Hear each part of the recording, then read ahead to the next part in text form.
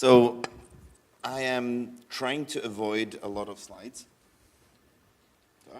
There we go.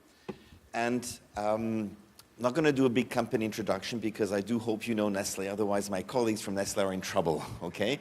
But that's the company with the Kit Kat, the Nespresso when you get up in the morning, or Nescafe, or, and for those who are in Brazil, Nido por Niño. Huh? Those brands, I think many of you grew up, and if you have a sweet tooth, then you probably know our sweetened condensed milk and other delicious brands that we have out here. At Nestle, I'm the dairy guy, the global dairy guy, who is then coordinating our global fresh milk sourcing. So we source fresh milk in about 25 countries, and we buy milk from 200 plus dairy derivative suppliers. So that's where you buy milk powders from, very often fractions of milk, and why we don't directly buy that from the farmer. It's about half-half. And when you talk about milk fractions, you would talk about whey, lactose, and so on. Did you know that there are over 105 different fractions of milk that you can produce products from? That's crazy, yeah? Okay, there are different specifications and there are wider categories behind it, but there are a lot of them. Now, I'm lucky and at the same time under pressure because dairy is kind of the biggest carbon footprint provider at Nestle.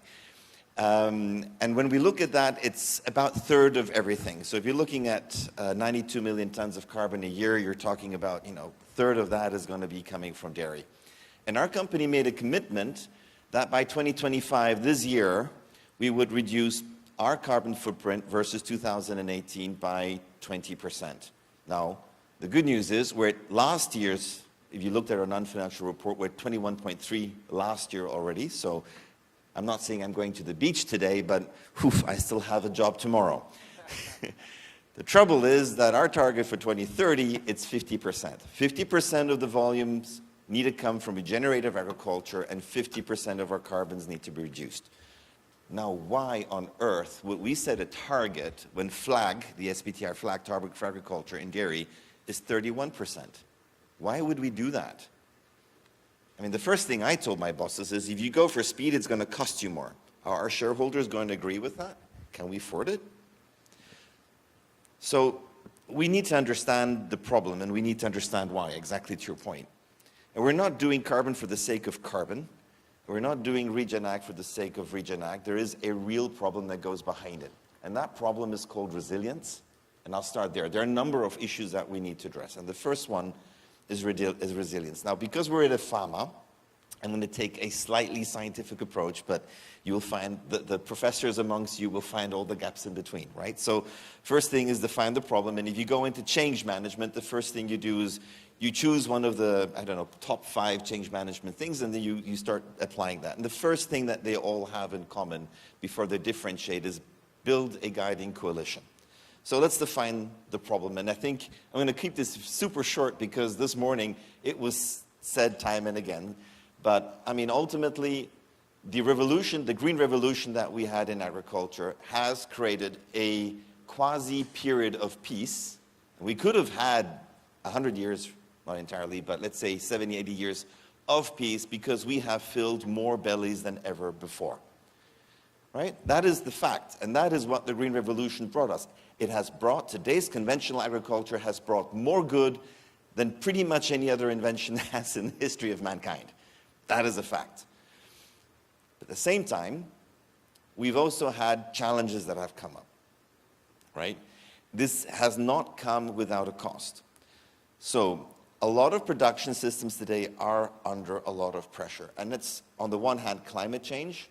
And I have been to tropical places, like in Brazil, I won't say where they've not had rain for 12 months, and it looks like the Sahel. Not a blade of grass left, not a leaf on the tree left. It was gone.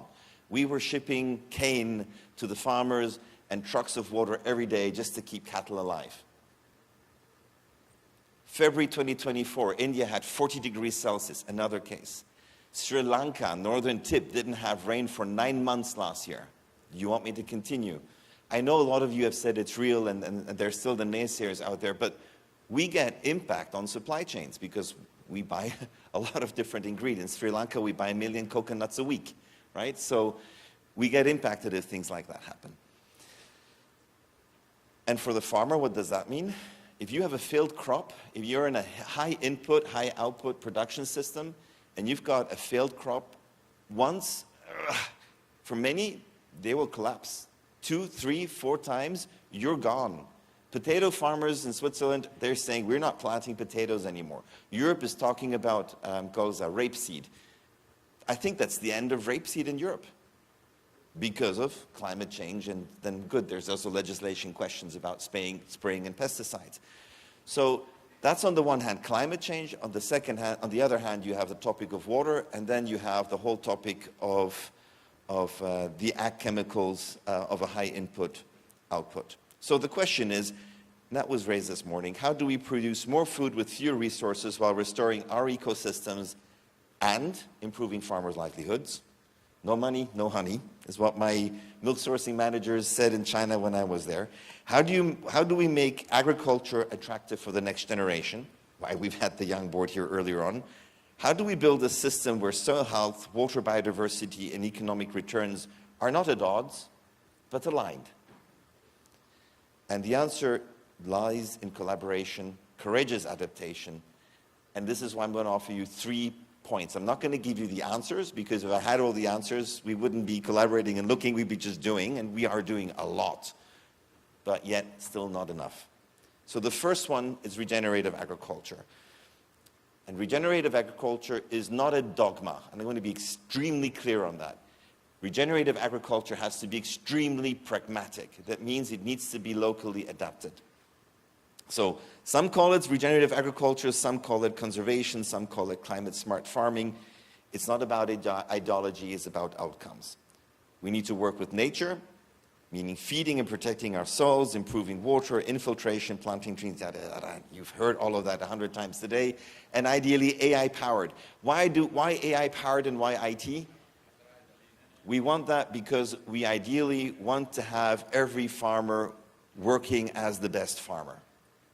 And when I look at dairy, I see 2 types of dairy farmers. I see the cropper dairy farmer. They're either really good in growing grass, or they're really good in growing corn, right, to make silage and so on, or they're really good in managing cows.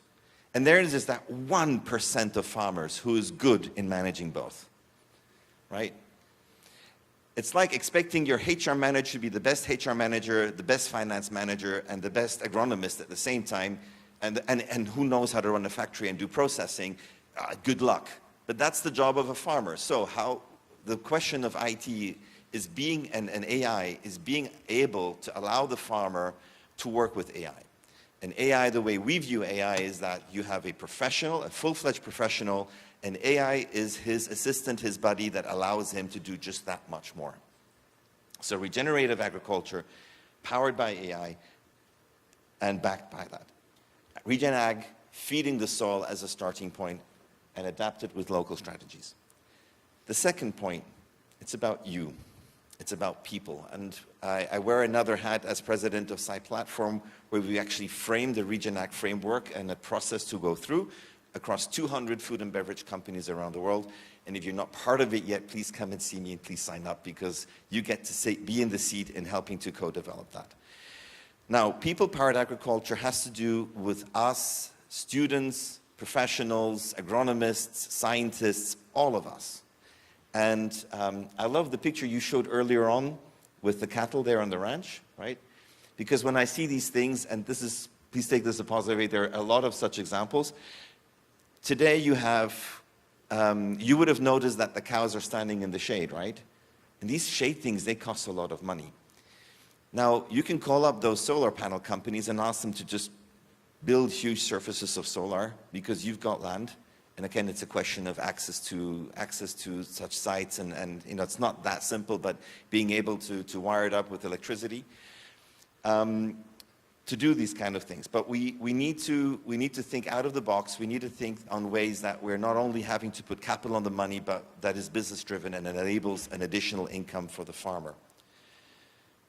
We do have also policies or challenges especially with regards to water. We have countries in which the water table isn't dropping in millimeters, not in centimeters, not in inches, but we have countries in which the water table is dropping 2 to 3 meters a year. That is a reality today. So if we don't regenerate that, for those who don't like the word regeneration, we are in deep shit, sorry, but there's no way to grow anything without water.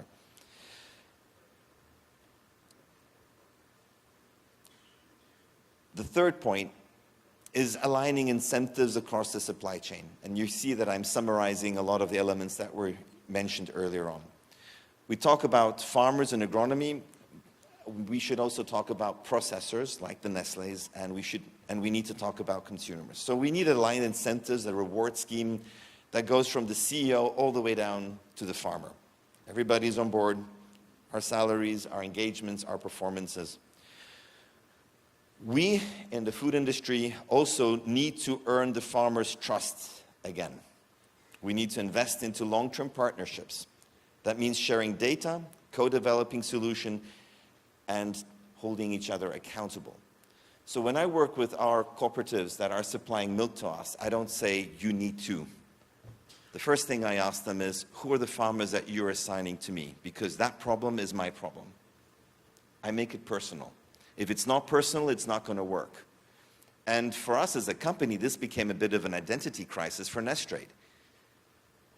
I hope I don't get quoted too much here, but the job of Nestlé is to be the bad guy and to get the product that we need at the cheapest price, at the right quality, at the right time, to the right place. Now suddenly you're telling me you should go into a 5-year contractual agreement with farmers? And you're supposed to now invest into those farms and provide incentive schemes? I mean, that's just mind-blowing, but that's exactly what I'm talking about. But I have co-ops who are saying, no, we need to treat all the farmers the same. I can't assign those farmers to you. How do I deal with those? In some cases, we just simply cut half of the volumes because we've tried for 2 years and they didn't listen to us, and we shifted the volumes to those who did listen to us. That's brutal. I don't want to do that, but sometimes you have to, right? And for those farmers who go with us on the journey, yes, they hold us accountable. They said, well, you said, and this is the journey. And we co-develop those roadmaps with them, and we try to listen to the farmers as much as possible. By the way, did you know that Regen Ag wasn't invented, sorry guys, by the scientists, nor necessarily by us in the industry? We're just leveraging on those really innovative farmers who went out and did it. We're learning from them. So we keep an open ear, we stay humble, and we start adapting it and applying it. So we need to learn from farmers. We need to regain their trust. And yes, policy matters too. Governments must align their regulation with reality and with agronomic knowledge. If laws are expecting that for you to retain your water use rights, you need to pump that water, even if you've had great rain that year, that is, in my definition, insanity. It doesn't make any sense. Yet these laws are in a lot of countries. It's broken. If we breed crops as scientists to make sure that it is dependent on ag inputs, now that we're trying to move into a new form of agriculture, that is insanity. So let's make sure we have defined the problem and are going where we're supposed to go. We need to build soil resilience. We need to build the resilience of the supply chains. So let's, and this is my call, let's create a new mainstream, okay? Whatever we choose to call it, regenerative or not. I like the word regenerative because while it has done, conventional agriculture has done a lot of good, I'm out of time, it has also done harm and it needs to be fixed. So, very short, farmers, work with nature, keep your eyes open, share, teach us, help us. Universities, help measure, publish what matters, share Regen Ag business cases. And this is a real call from our company to all of you. We want Regen Ag business cases that we can then take to consumers and start talking about it. Because I wish I could say, consumers just change, and by the way, all of you are consumers as well, but the reality is it's not the case. And the only way you change that is by reconnecting the consumers to agriculture. And that will come through our business cases and our storytelling that we need to do together. So that's my call, that's our view. Thank you. Thank you, Robert. You won't escape my questions. So just very to the detail. One thing is Regen Ag, and we were together in Almeria last year, and we were discussing if Regen Ag should be a certification or not, like organic, and just, follow the same fate as organic, of course. So my question is, Region Act, should it be a certification or not? Is that really limiting the transition for conventional to region? That's one. And the other one is, how do you think the farmers are going to be aligned to make those changes that probably will, slow down their yield increase? At the beginning, of course, it will have better things tomorrow, but the farmer doesn't think about that very much. He needs the money this year, next year, whatever. So how can you incentivize that without actually creating a problem in the final price, or basically, taking out the demand that this will have? Because, finally the buyers are the ones that are going to make the decision, and they are not willing to pay a lot more money for Region Ag products necessarily. So Region Ag certification scheme, yes or no? We need to avoid greenwashing. That's one side of the coin. On the other side, if I look into organic, and I have a lot of friends that are organic farmers, and they tell me I'm doing stuff because I need to do it, and it's not pragmatic, and it doesn't make sense on my farm. We need to avoid it. I said Region Ag needs to be pragmatic. So I rather not, but at the same time, the consumer should also know that this is coming from a regenerative farming. And if we say that it's outcome-based, then maybe the health of the soil or another metric that goes on pack, whatever it may be, is maybe not a bad idea, but it does require full transparency. It does require full transparency of the supply chain. Then with regards to the second question, and my team is here, and they did this here in Brazil with Labo Rural, and I believe Nido for Nino has a special pack here in Brazil that is regenerative milk that's physically segregated from regenerative farmers. As I understand, we don't charge a penny more, but we do help those farmers to go through a transition financing. So it's about a 3-4 year period where we've tracked the cash flow on the activities that they need to do. And then we support them through that transition, and that creates that stickiness. Now, we also make it interesting that they can continue to improve, and we do see that the P&L of the farmers actually continues to improve. So if I compare 2020 versus in their business plans versus 2030, it's a X times. So it's a multiple of where they started off, and that is why they will keep on doing it, because, and this is a really good motivator. Great. Thank you so much, Roberto.